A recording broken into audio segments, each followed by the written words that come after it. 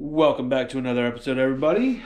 We're actually in the middle right now of the previous episode on this car, but I'm going to be installing this intake because I hate dealing with that hunk of junk over there. It's just annoying to put in. So we got this to put on, which has all these couplers and filter and everything. We also got the Yonaka exhaust to put on it as well, just because I want a little more noise out of the car. I hate quiet cars. They're boring, even though this thing's not going to be fast ever. I would at least like to be able to hear it when I'm driving it. They also got a JL 10W3 2 ohm 500 watt sub. I actually have it back here right now. I also got a box, a Kenwood 500 watt amp, wiring kit. So this is just sitting back here right now. I got to get it all wired up, obviously, as everything's sitting on the top of it. But I'll have the 10 in there wired up to the head unit that I put in a while ago that I don't think I did a video on. We'll see how that sounds. So I'm going to install this intake real quick, and then I'm going to go back to the previous video and finish up installing the engine, suspension, all of that good stuff. Videoception. Weird stuff, I know, right?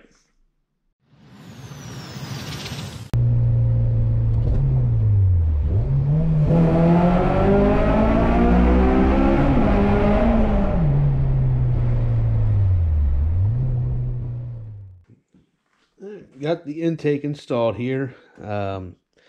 Seems pretty sturdy. Nothing fancy. It's going to do what it does. I don't expect any power gains out of it. A little bit of noise. Main thing is I don't have to ever deal with getting that piece of crap in and out of the car again. That's honestly the main reason I went with this intake, is because I didn't want to deal with the factory one. So now we're gonna get underneath the car, get the exhaust on, and then we'll get the sub wired up. I'll show you how she sounds after all the new stuff's installed. Now that we've got the intake installed, we're gonna get this all buttoned up so we can actually get it on the road, and then afterwards we'll get the exhaust on and we'll get that sub in. But we need to get it all finished up first so it's roadworthy, and then we'll go from there. But right now I'm bleeding the coolant, so I'm letting the car get up to temperature. We're not quite there yet, but we're slowly getting there. So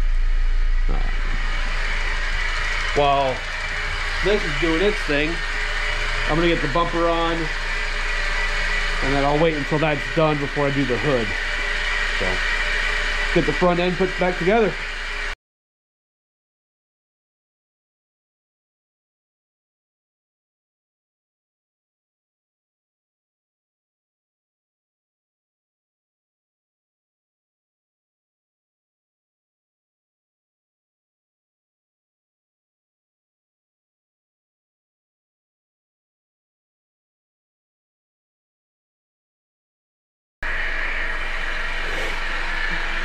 Front end is on.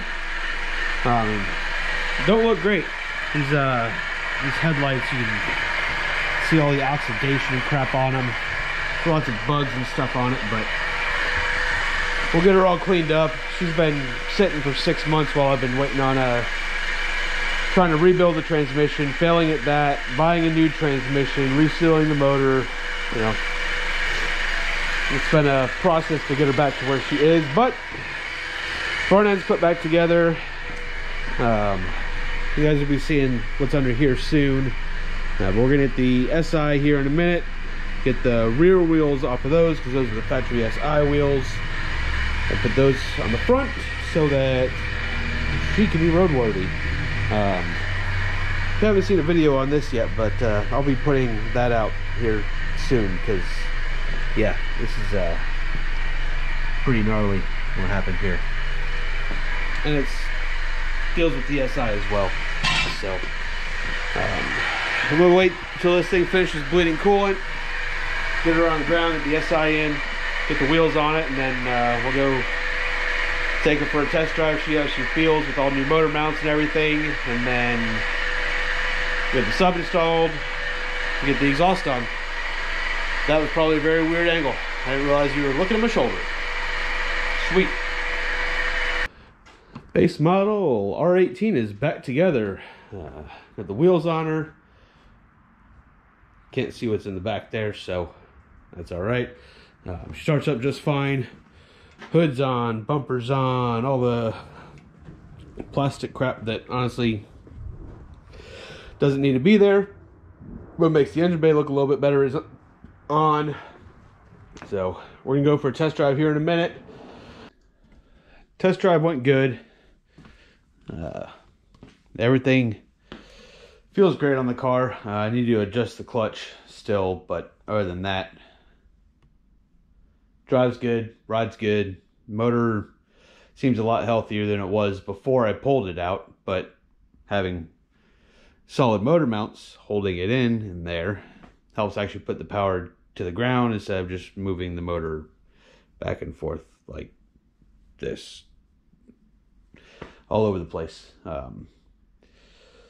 And I took it into work, got it aligned. I need to figure out what's going on with all my camber. I've only got 1.7 on this side. I've got 3.4 on the passenger side, and I've got right about -2 on both of the rears. So the rears are fine, but I need to figure out what's going on here or pull some out of the passenger side. But now we are going to start getting this guy all wired up. We picked up a JL10W3 version 3 2 ohm, and then we got a Kenwood 500 watt amp here that we're gonna be powering this with. And this is some hopefully this box actually holds up pretty well. It's like a $70-80 box off of eBay, but the dimensions are right for what this says here. I mean, it might not be completely perfect, but it's close enough to where it should sound good. To start with, for this wiring, I'm going to pop this rear seat up so we get this panel off here. That way we can start running the wiring. I'm going to run it right through here. You can't really see very well. There you go. And right through here to the sub right here. We go underneath, behind the seat, behind this cushion here, and then we'll run it up to the front. I think we're going to run the power cable the same way, and then we'll just cut it to length in the engine bay. That way I'm not trying to run 2 cables this way and then 1 cable back. Then I can get the sub in position where it's got a little bit of slack on the wires, but not enough to where it's going to cause any issues. That's nice. Never noticed that before. Whatever this crap here is.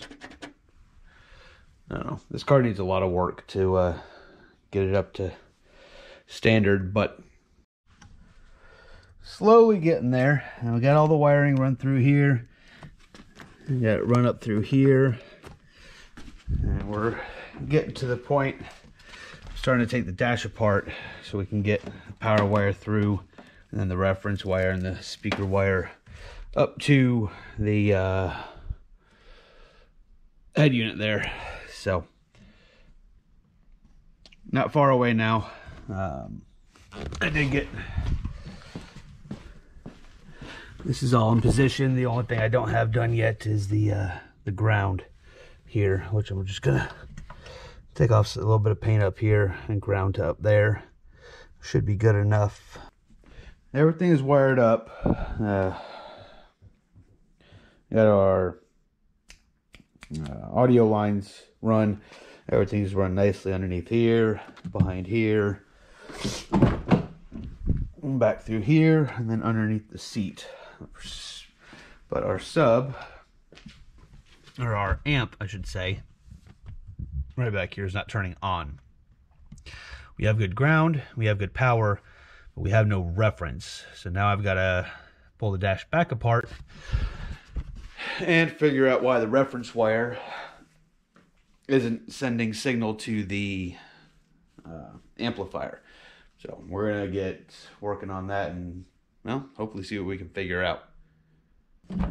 We figured it out. So turn on the light so you can see a little bit better in here. The head unit was not giving a reference signal to the amplifier to turn it on. So we found, well, I just tapped into this switch here to give it a reference signal, and this music is going to be copyrighted, but whatever. I'm not making any money off these videos anyways. There we go. Bluetooth, come on. Play. Maybe.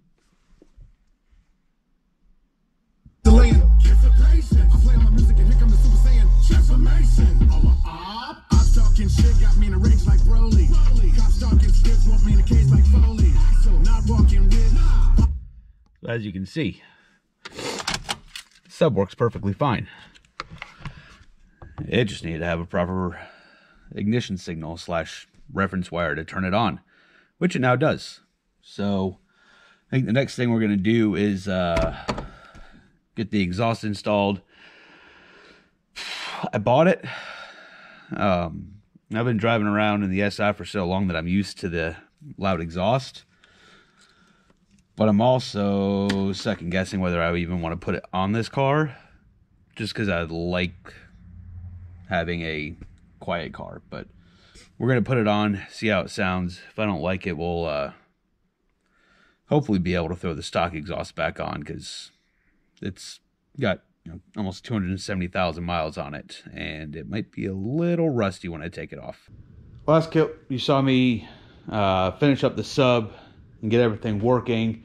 I was going to do the exhaust next, but it's been like -30 here for pretty much the past week. I think today was the first day it broke above freezing. So we haven't gotten to that yet, but we will soon. But you can't really see it, but down in here, there you go, there's a good shot. You see all of our fender liner is like pretty much gone on this side, and on the passenger side it's even worse. You definitely can't see over here, but like all the way up to right here where my finger's at has been cut out. So over here we got a new driver and passenger fender liner, and the new piece that goes underneath the bumper that connects to the fender liners. It's because all of that is all damaged. When I'm on the highway, it's just sitting there flapping and smacking the bumper, and it's annoying as crap. Got all the old stuff out. You can see how bad it was. That was the driver's side there, all torn up. This little piece here and this little piece here are all that's left of that whole piece there. And then this one is the passenger one. You can see it's cut off along the front edge here.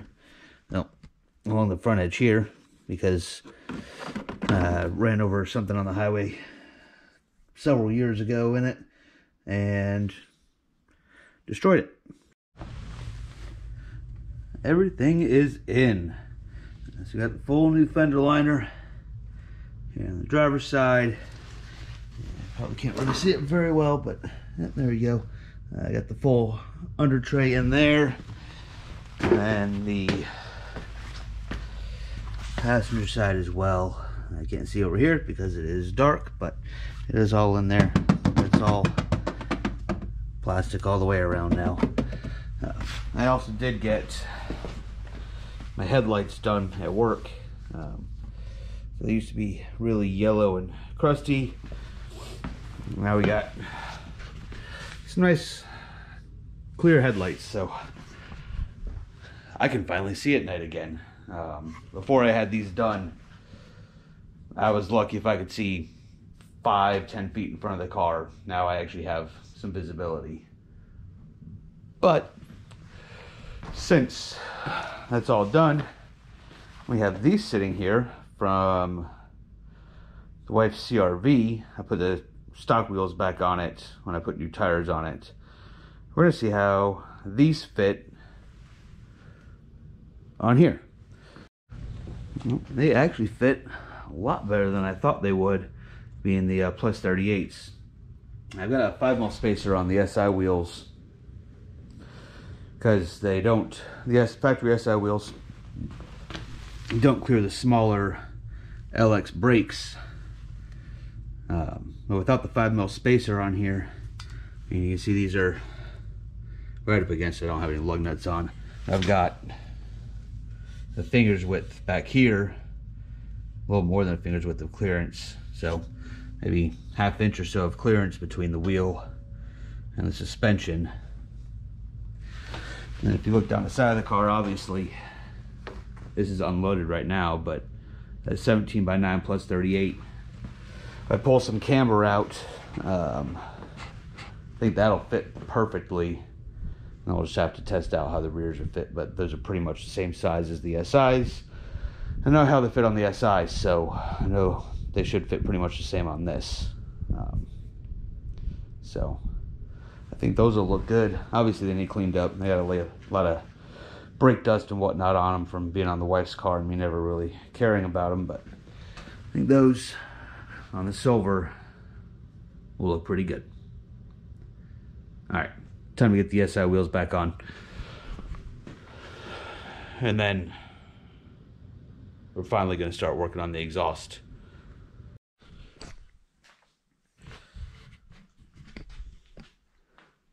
I didn't film any of it because I did at work after hours. And I wasn't going to film at my job, but you got the exhaust on. Honestly, a little underwhelmed by it. If I've got the music on in the car, I don't hear it at all. It just, and maybe over time, something like the muffler will get worn in, and maybe I'll get it a little louder, but it's kind of barely overstock right now. I'll get you a little startup clip here in a second, but it's honestly really easy. Up at the flange, kind of right here behind the subframe, there's 3 bolts. When you take the stock nuts off, you've got to hammer out the studs and then use the supplied nut and bolt from Yonaka to put it back in, which comes to about here. And then there's another pipe that comes back, curves around the gas tank underneath. There's another bolted section that goes over the rear subframe, lower control arms, whatever. And then the muffler in the back. So it's honestly super easy to take off. There's a 3 up front on the stock exhaust, and there's 2 kind of back here for the muffler section of the factory exhaust. And then there's 1, 2, there's only 3 hangers that you have to take off. So it was honestly very easy. The hardest part was just breaking away the factory bolts that had been on there for 267,000 miles. So we get you a quick exhaust clip.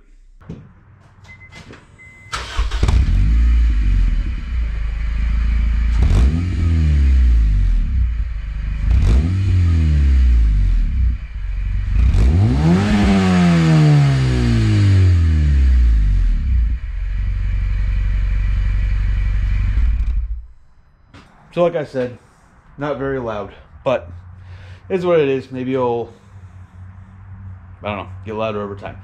We'll see. But that's going to be the end of this video. In the next video, I'll be introducing what I have right over here. And then we're going to start working on a new car. We'll see you guys next time. Have a good one.